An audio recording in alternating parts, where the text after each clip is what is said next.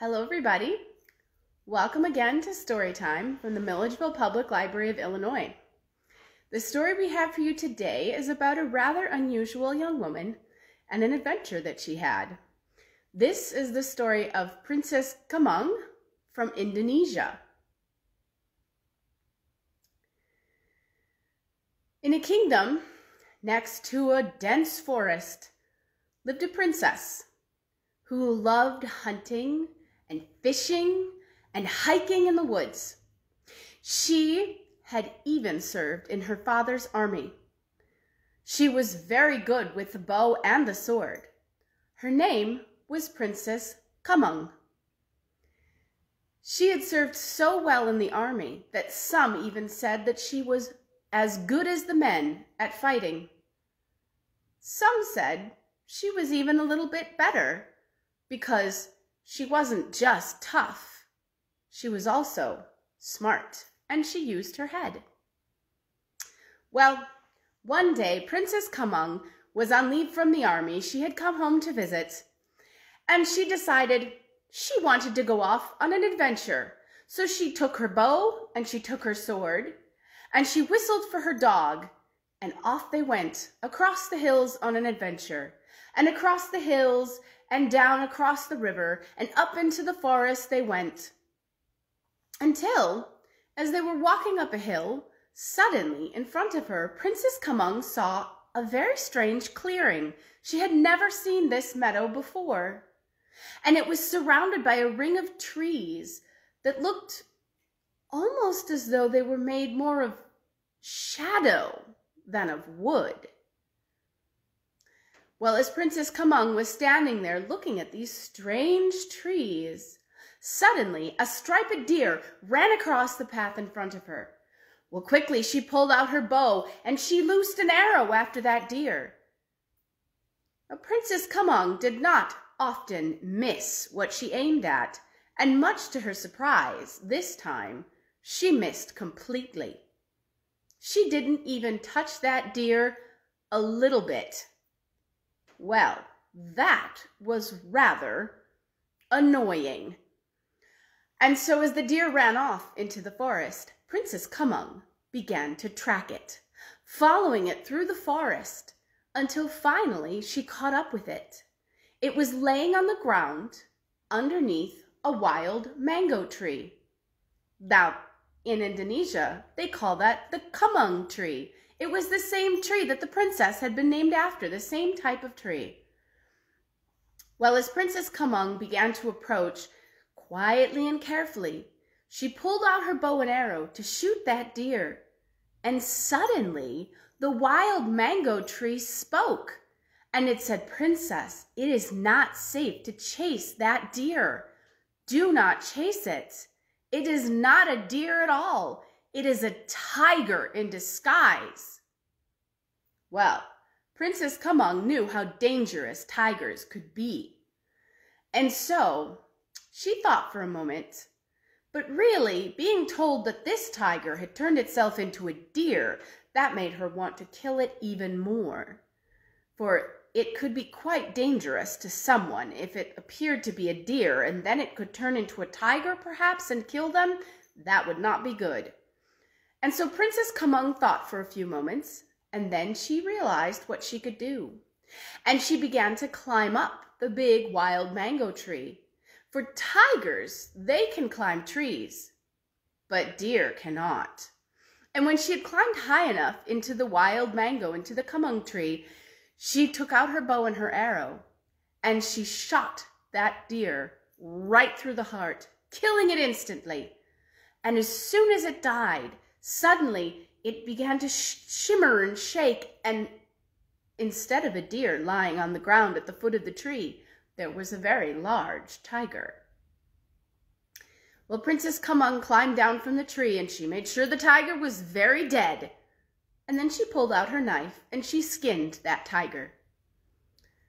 Well, as she was finishing up skinning the tiger, suddenly the wild mango tree began to shimmer and to shake, and it changed too. It was no longer a tree. Now, standing there in front of the startled Princess Kemang was a very handsome young man. And he said, "Do not be afraid, Princess. I am the guardian of the forest." And she said, "Oh, well, I'm very pleased to meet you." And then, when she looked on him a little longer, she was struck to the heart with love's arrow, and she fell very much in love with the guardian of the forest. And she said to him, "Would you please come back with me to my father's house?" And he said, "I would like to, Princess Kemang, but I cannot.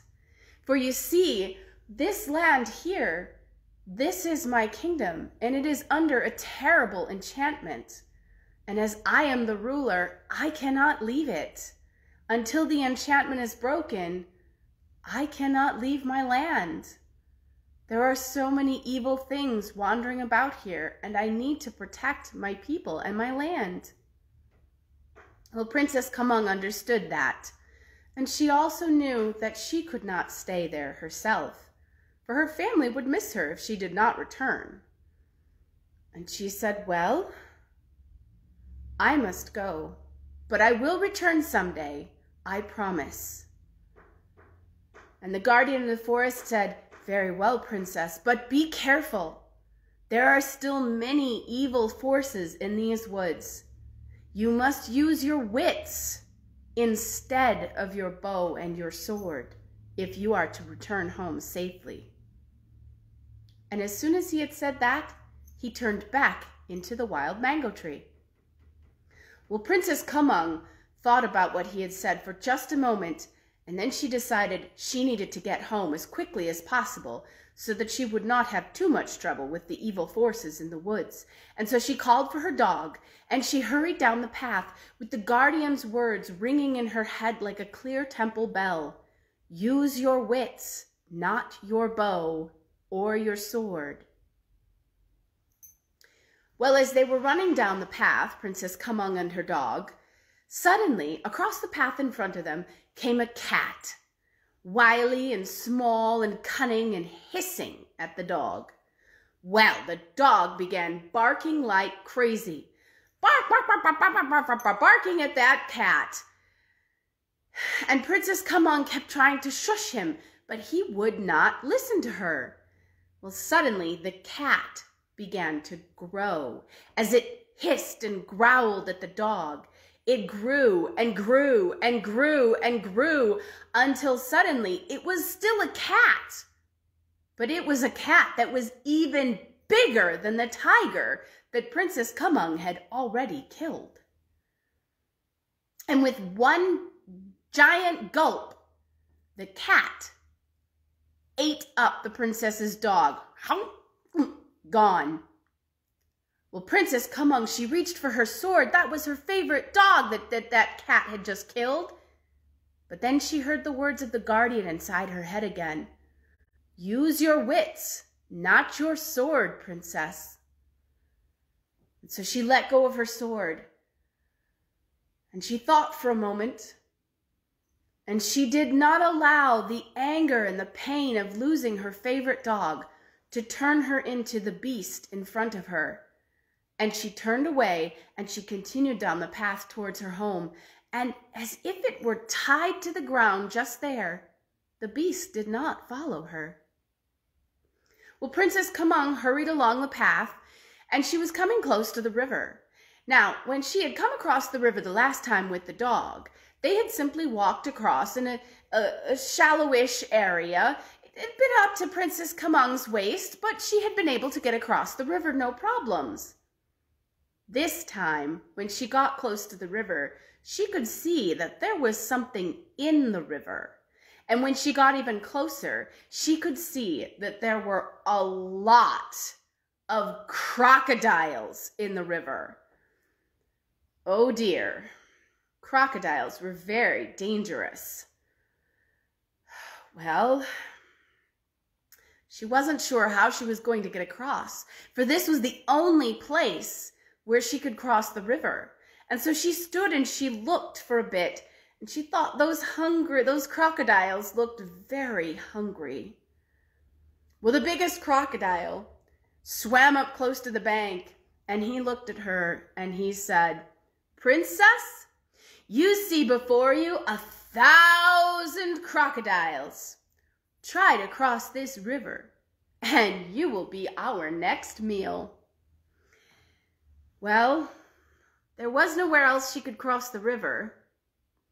So Princess Kemang reached for her bow, and then again she heard the guardian's words in her head. "Use your wits, not your bow, princess." And so she put the bow back. She began to think. And then she came up with an idea, and she looked at the big crocodile and she said, "Only 1,000 crocodiles? Why, I can fight 1,000 crocodiles in 15 minutes. 1,000 crocodiles is not a problem at all. I've done it before." Now, she never had, and she couldn't fight 5 crocodiles, but she said it very confidently, and the crocodile looked a little worried. He opened his mouth and he closed his mouth, and he opened his mouth and he closed his mouth, and every time he closed his mouth, it sounded like someone was sharpening a lot of knives. It was rather frightening sound. But Princess Kemang stayed brave. And before too long, she said, "Now, Mr. Crocodile, I would not have a problem fighting all of you, all 1,000 of you crocodiles, but if there's less than 1,000 of you, I do not think it would be worth my time.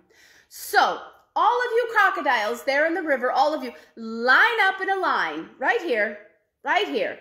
Just line yourselves up, and I will count you. And if there is less than 1,000 of you, then I am not going to fight you because I do not think it is worth it." And all of the crocodiles, well, crocodiles are not terribly clever. And all of those crocodiles thought, well, of course they wanted to make sure that there were 1,000 of them because they thought there were, but they didn't really know. And so they all lined up side to side, starting with the biggest crocodile right next to the bank. And Princess Kemang jumped onto that crocodile's back and she said, 1, and then she jumped to the next one, 2, and then she jumped to the next one, 3, and the next 4, and the next 5, and she continued like that as she jumped from crocodile to crocodile, counting them as she went. And the crocodiles were paying so much attention to make sure she counted properly that they were not paying attention to the fact that Princess Kemang was more than halfway across the river. In fact, there were not nearly 1,000 crocodiles. In fact, Princess Kemang was starting to feel a little bit excited, for she was getting close to the far bank, but she worked very hard to make her voice sound just as calm as it had at the beginning. 93, 94, 95, 96, 97, and with a great leap, she landed on the far bank. And quickly she started to run up the hill, even as she called over her shoulder, "Oh, you foolish crocodiles! I would not have even been a mouthful for one of you, but now you will have nothing." And she hurried and ran up the hill as fast as she could to get away, and she was over the hill and gone before any of those crocodiles could even get out of the water.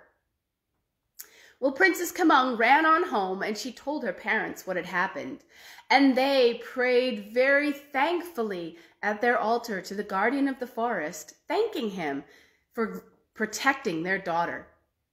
Well, the next morning, no one was terribly surprised when someone knocked on the door of the house, and it turned out to be the handsome guardian of the forest.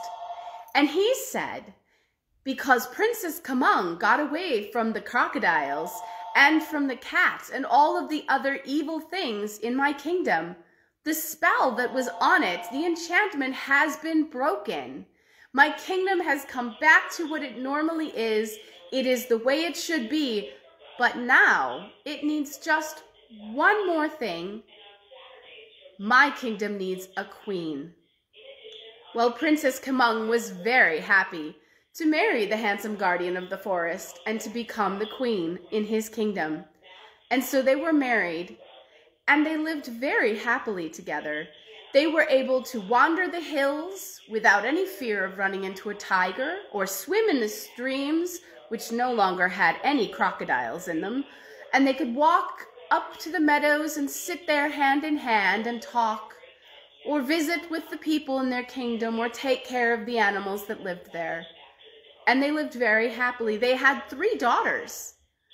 And when their daughters were just as beautiful as their mother, and just as strong, and just as wise as their father, so that when their parents died, as they got old and they died within 1 day of each other, their 3 daughters were able to rule the kingdom together in peace. And that is the story of Princess Kemang from Indonesia. I hope you enjoyed it, and I hope you will join us again on Wednesday at 3 p.m. Central Time.